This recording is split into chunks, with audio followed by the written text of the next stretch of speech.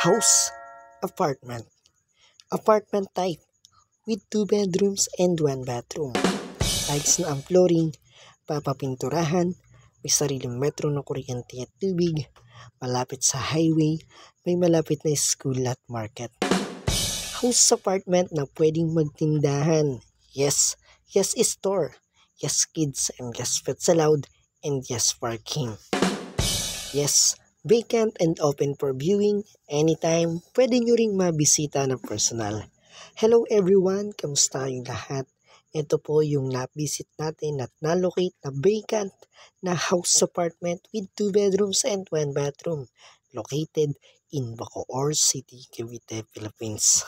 Vacant and ready for occupancy, pwede na ring malipatan kaagad.